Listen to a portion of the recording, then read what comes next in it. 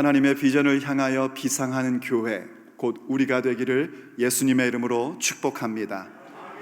주님께서 날마다 주시는 그 새 힘이 어떠한 것인지, 그 새 힘의 능력을 날마다 경험하고 우리의 것으로 삼게 되는 역사가 우리의 인생의 발걸음마다 이루어질 줄로 믿습니다. 교회라는 것은 예수님을 믿어 거룩하여지고 성도라 부르심을 입은 우리들을 얘기합니다. 곧 우리의 삶의 자리자리마다 우리 주 예수 그리스도의 이름을 부르는 자들, 곧 예수님의 이름의 능력과 또 그 능력을 힘입어 그 이름의 명예를 위하여 살아가는 우리들이 바로 교회입니다. 예수님께서는 바로 그러한 우리들을 향하여 내 교회다라고 말씀하셨고, 음부의 권세가 결단코 이기지 못하리라 하고 선언하셨습니다. 우리는 바로 그러한 예수님의 교회입니다. 영어에서요, My Church이라는 표현이 있습니다. 그때 영어에서 My Church라는 표현을 쓸 때에는 내가 다니는 교회를 이야기할 때 쓰는 이디엄 같은 표현입니다. 내가 속한 교회, 내가 다니는 지역교회 얘기할 때 My Church 이런 표현을 씁니다. 그런데 우리 교회 영어부 형제들은 그 표현을 굉장히 싫어합니다. 그래서 우리 한국 사람처럼 우리 교회, Our Church 이렇게 늘 표현들을 하십니다. 그리고 그분들 가운데는 그 Our Church라는 거 표현하는 것조차 싫어하시는 분들도 계십니다. 왜냐하면 교회는 우리 게 아니라는 겁니다. 교회는 늘 예수님의 것이고 하나님의 교회이지 우리 교회가 어딨냐 이렇게 얘기를 하십니다. 맞는 말입니다. 물론 우리가 My Church 혹은 우리 교회라는 표현을 절대 쓰면 안 된다, 그건 틀린 거다, 이런 얘기를 하는 것이 아닙니다. 바로 그 마음가짐입니다. 내가 섬기고 내가 봉사하고 내가 사랑하고 내가 헌금하고 그런 교회일지라도 내 것, 우리 것이 아니라 예수님의 것, 하나님의 교회라는 그 신앙 고백은 참 아름다운 고백입니다. 바로 그러한 교회가 되어야 합니다. 말하자면 엄밀한 의미에서 내 교회다라고 말할 수 있는 분은 오직 우리 주 하나님 예수 그리스도 뿐이십니다. 그 교회가 승리하는 교회이고 그 교회가 진정한 교회입니다. 그러므로 모든 지역 교회는 각각 바로 그러한 주님의 교회, 예수님의 교회가 되어야 합니다. 그럴 때 그런 교회들이 승리하는 교회로 세워질 수 있는 것입니다.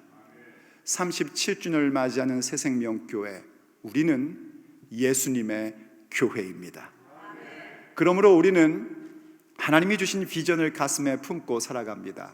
곧 하나님의 나라와 예수 그리스도의 복음이라는 그 놀라운 비전을 우리에게 주셨습니다. 하나님의 나라를 목적하는 자들이 바로 주님의 교회, 예수님의 교회입니다.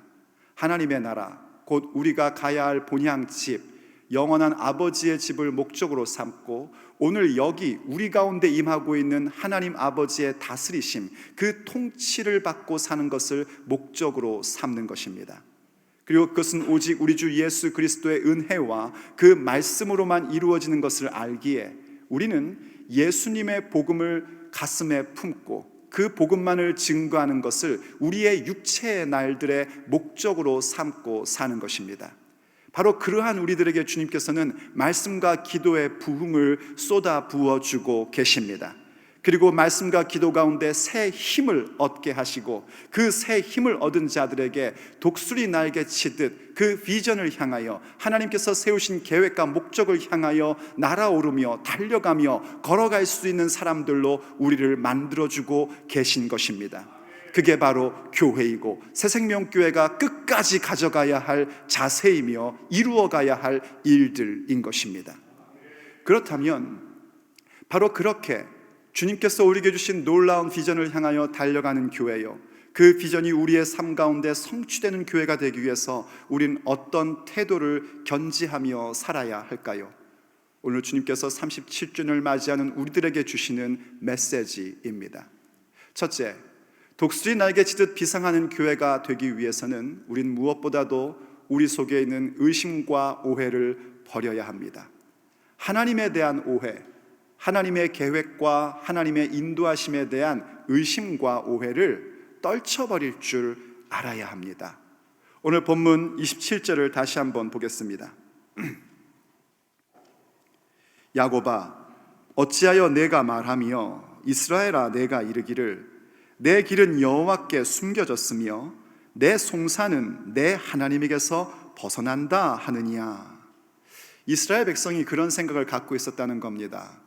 자신들이 사실은 범죄하여 하나님께 징계를 받고 있는 상황인데 그것을 깨닫고 회개하고 뭔가 회복을 원하는데 자꾸 느려지는 것 같은 생각이 드는 겁니다.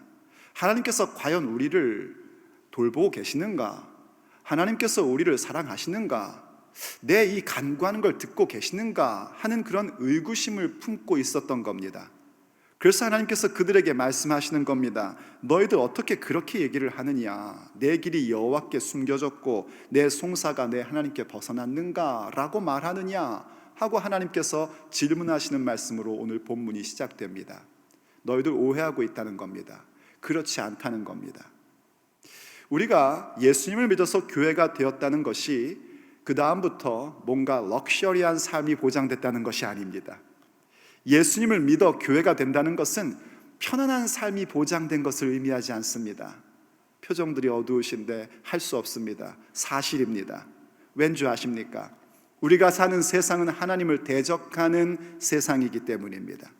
도리어 예수님을 믿기 때문에 예수님을 믿음으로 겪게 되는 부딪힘이 있고 아버지의 비전을 향하여 나아가기 때문에 겪어야 할, 넘어서야 할 벽들과 산들이 있기 마련인 것입니다.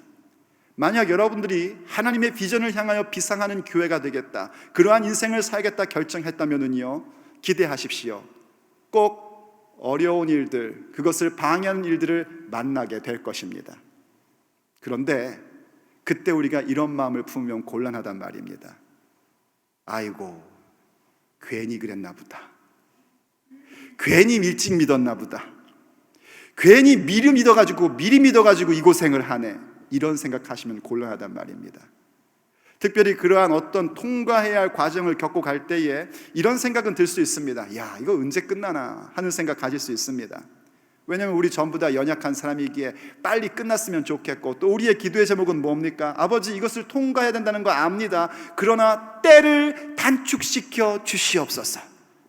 주님께서 때를 단축시켜 주시지 않으면 누가 이것을 견디겠습니까? 그러니 이 시기를 단축시켜 주셔서 견디어 나가게 해주십시오 라고 기도합니다. 그런데 우리가 그런 마음, 언제쯤 이게 끝나나 하는 마음을 갖다가 문득 살짝 삐끗하면 무슨 생각을 갖냐면, 야, 이 하나님께서 나를 안 사랑하시나? 하나님의 계획에 뭔가 오차가 있나? 하나님이 내 간구하고 기도하는 것을 응답하지 않으시나? 이런 오해와 의심이 슬며시 들어올 때가 있습니다. 그것을 버리셔야 합니다. 거기에 속으시면 안 됩니다. 하나님의 때는 단 한치의 오차도 없으십니다. 내 생각에는 늦는 것 같고 내 생각에는 왜 빨리 끝나지 않나 싶지만 하나님 아버지께서는 우리보다 더 정확하게, 더 명확하게 마땅히 있어야 할 일들을 있게 하시고 한치의 오차도 없게끔 있게 하십니다. 그래서 하나님의 때에 반드시 우리를 힘을 주셔서 일어나게 하시고 그 비전을 향하여 날아오르게끔 해주십니다. 주님의 말씀을 기억해 보십시오. 주께서는 예레미야 선지자를 통하여 그렇게 말씀하셨습니다. 우리가 고생하는 것이 하나님의 본심이 아니시렵니다. 우리가 뭔가 주님의 비전을 향하여 나아갈 때 피곤하고 힘든 그러한 일들을 겪는 것, 하나님 본심 아니랍니다. 또 사도 바울을 통하여 말씀하셨습니다. 우리가 현재 당하는 고난은 장차 올 영광과 좋게 비교할 수 없도다. 우리가 지금 겪고 있는 어떠한 여러 가지의 어려운 일들이 있다면 그것은 앞으로 우리가 받게 될 영광과는 비교조차 할 수 없는 작은 것에 불과하게끔 만드시겠다는 겁니다. 그만큼 주께서 우리에게 주시고자 하는 그 비전과 하나님의 계획은 크고 넓은 것이며 최고의 아름다움과 최고의 멋진 모습인 것을 믿으십시오. 그리고 그 모든 의심과 그 모든 오해를 버려버리기를 바랍니다. 특별히 로마서 5장 3절과 4절은 우리에게 이렇게 말씀해 주고 있습니다. 다만 이뿐 아니라 우리가 환난 중에도 즐거워하나니. 여러분, 오해하지 마십시오. 환난을 즐거워한다고 하지 않았습니다. 여기 즐거워한다는 말은요, 영광을 돌린다라는 말로도 번역할 수 있습니다. 영광을 돌리고 즐거워하고 기뻐한다라는 그런 의미를 갖고 있는 단어인데, 환난을 즐거워하거나 기뻐하지 않습니다. 환난과 어려움을 즐거워하십니까? 그게 좋으십니까? 저는 싫습니다. 여러분들은 어떠십니까? 환난과 어려움 자체를 좋아하는 사람은 아무도 없습니다. 본문은 뭐라고 얘기하고 있냐면, 환난 중에서도, 환난을 즐거워하는 것이 아니라 환난을 당하고 있는 그 가운데에서도 우리는 하나님께 영광을 돌리는 자들이요, 우리는 즐거워하고 기뻐하는 자들이라는 것입니다. 왜 그런가? 이유가 있습니다. 이는 환난은 인내를, 인내는 연단을, 연단은 소망을 이루는 줄 알미로다. 알기 때문입니다. 환난 중에서도 즐거워하고 하나님께 영광을 돌리는 것은 우리가 중요한 사실을 알고 있는데, 그 환난이 우리에게 인내를 갖게끔 만들어주고 인내가 연단을 준답니다. 이때 연단이라는 것은요, 다른 본문에서 얘기하는 연단하고 조금 다릅니다. 다른 데서 연단이라는 것은 그 인내와 매우 비슷한 의미를 갖고 있지요. 뭔가 금이나 은에서 찢기를 제거하는 그 부분들을 연단이다라고 표현합니다. 그런데 여기 로마서에서의 연단이라는 것은 그런 의미보다 그 인내로 인하여 나오는 결과적인 모습에 더 강조되고 있는 말입니다. 그래서 어떤 영어 성경들은 이 인내라는 단어를 아예 캐릭터라고 번역을 하기도 합니다. 곧 인격이라는 말입니다. 환난이 인내를 갖게끔 만들고 인내가 우리로 하여금 인격, 연단된 그 모습, 바로 예수님 닮은 모습을 갖게 한다는 겁니다. 그래서 그 연단이 무엇을 성취하는가? 우리에게 주신 소망, 곧 하나님의 비전을 성취하게끔 만든다는 것입니다. 그걸 알기 때문에 환난을이 아니라 환난 중에서도 우리는 즐거워하고 하나님께 영광을 돌릴 수 있는 존재가 된 것입니다. 인생에서요, 뭔가 좋은 것을 위해서는 인내가 반드시 필요하기 마련입니다. 인내 없이 좋은 것을 얻는 것은 없습니다. 하다못해 좋은 몸매를 가지려고 한다면요, 운동하셔야지 되고요, 좋은 음식 드셔야 됩니다. 그런데 하루 운동하고 하루 좋은 것 먹고 건강하길 바란다면 그 사람은 어리석은 사람입니다. 건강과 좋은 몸매를 갖기 위해서도요, 운동하고 좋은 음식 먹는 것을 위해서 인내의 기간이 필요합니다. 그 인내하는 가운데 우리가 좋은 몸을 갖게 되고, 좋은 몸을 가져 우리가 원하던 소망을 이루어내는 것입니다. 영적인 것도 마찬가지입니다. 우리의 인생도 마찬가지입니다. 우리가 인내하는 부분이 반드시 있어야 됩니다. 왜냐하면 우리는 하나님의 비전을 향하여 나아가는 교회, 우리들이기 때문입니다. 거기에 인내가 필요한데, 인내하려면 환난의 요소가 있어야 인내라는 게 있는 겁니다. 먹고 좋고 즐기는 것 자체로는요, 인내가 필요 없습니다. 그건 그냥 즐기기만 하면 됩니다.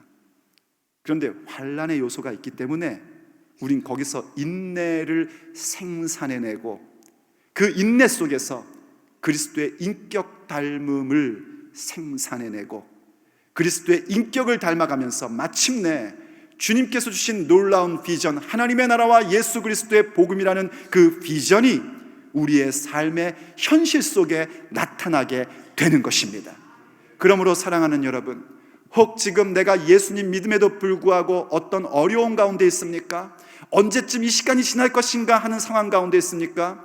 그래서 하나님에 대하여 오해하거나 하나님의 계획에 대해서 의구심이 품어졌습니까? 그 모든 것들을 예수님의 이름으로 버리십시오. 주님은 절대로 그러한 분이 아니십니다. 그래서 우리가 비상하는 교회가 되려면 제일 먼저 바로 그러한 하나님과 하나님의 계획에 대한 의심과 오해를 절단해 버려야 합니다. 둘째로, 우리가 비상하는 교회, 하나님의 계획을 이루는 교회가 되기 위해서는 오직 그의 은혜와 능력을 신뢰하셔야 됩니다. 우리가 하나님을 향한, 그분의 계획을 향한 그 의심과 오해를 버리면서 동시에 해야 되는 건 뭔가? 오직 그분의 은혜와 그분의 능력을 신뢰하는 교회, 우리들이어야 합니다. 오늘 본문 28절과 29절이 우리에게 이렇게 말씀해주고 있습니다. 너는 알지 못하였느냐? 듣지 못하였느냐? 영원하신 하나님 여호와 땅끝까지 창조하신 이는 피곤하지 않으시며 곤비하지 않으시며 명철이 한이 없으시며 피곤한 자에게는 능력을 주시며 무능한 자에게는 힘을 더하시나니. 우리는 피곤을 느낄 수 있습니다. 왜냐하면 사람이기 때문입니다. 때로 우리는 지친 마음을 가질 수 있습니다. 뭔가 풀어져야 될 문제가 계속 풀어지지 않고 지속되고 있으면 마음이 힘들고 지치고 피곤할 수 있습니다. 우린 그런 존재들입니다. 그러나 우리 하나님 여호와 우리의 아버지는 피곤하거나 곤비하지 않으십니다. 우린 참 지혜가 없는 사람입니다. 그러나 우리 주님은 지혜의 하나님이십니다. 그리고 그분은 바로 그러한 자들, 우리가 무능하다고 알고 있고 우리의 힘으로는 할 수 없다는 사실을 아는 자들에게 힘을 주시고 지혜를 주시는 능력의 하나님 아버지이십니다. 그 하나님을 먼저 만나셔야지 됩니다. 그 주님을 여러분들이 만나는 자들, 곧 예수님을 믿는 자가 먼저 되셔야 됩니다. 여러분이 이 능력과 이 은혜를 체험하고 싶다면 예수님을 믿는 자가 되십시오. 여러분, 예수님을 믿으십니까? 예수님이 여러분의 삶의 구원자이시고 주인이십니까?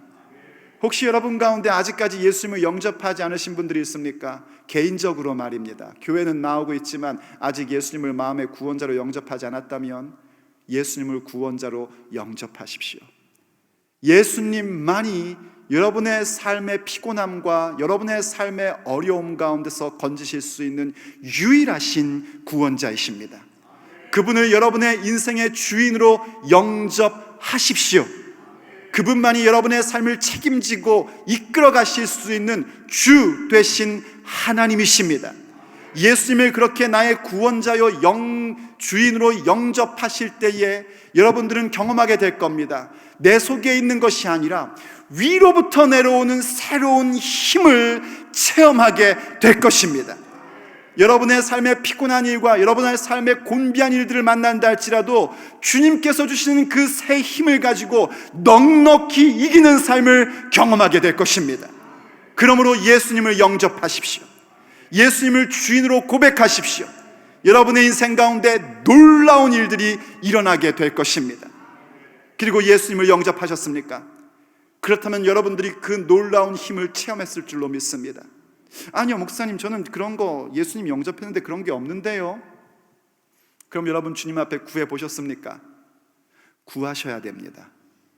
예수님을 믿는 자들에게 예수님의 이름에 권세를 주셨습니다. 그 이름으로 구할 때마다 우리 주께서는 내가 시행하겠다라고 약속해 주셨습니다. 그러므로 주님의 이름을 의지하여 예수님을 믿는 사람이라면 구하십시오. 아버지, 저 지금 피곤합니다. 저 지칩니다. 저 어떻게 될지 모르겠습니다. 하지만 주님의 비전을 향하여 저는 날아오르고 싶습니다. 달려가고 싶습니다. 새 힘 주시옵소서. 그 힘은 우리 안에 없습니다. 오직 위로부터만 임하게끔 되어 있습니다. 그래서 우리가 주님 앞에 간구하며 나아가는 것이 바로 하나님의 은혜와 능력을 믿는 자들의 당연한 모습인 것입니다. 그 체험하시기를 예수님의 이름으로 축복합니다. 그래서 다윗도 주님 앞에 이러한 기도를 드렸던 것을 우리가 보게 됩니다. 다윗의 기도입니다. 시편 138편 3절 말씀. 내가 간구하는 날에 주께서 응답하시고 내 영혼에 힘을 주어 나를 강하게 하셨나이다. 할렐루야. 이 시편 138편을 쭉 읽어보면요, 그 앞에 어떤 내용이 먼저 나오냐면 주님의 말씀에 대한 존귀함을 먼저 선언합니다. 하나님 말씀이 얼마나 자기의 인생에 소중하고 얼마나 큰 힘이었는지를 먼저 고백을 합니다. 그리고 이어서 고백하는 게 내가 간구하는 날에 주께서 응답하시고 내 영혼에 힘을 주어 나를 강하게 하셨나이다 하고 고백을 합니다. 바로 그 간구가 다른 데서 온 것이 아니라 하나님의 말씀에서 비롯된 간구라는 것을 우리에게 가르침으로 주고 있는 겁니다.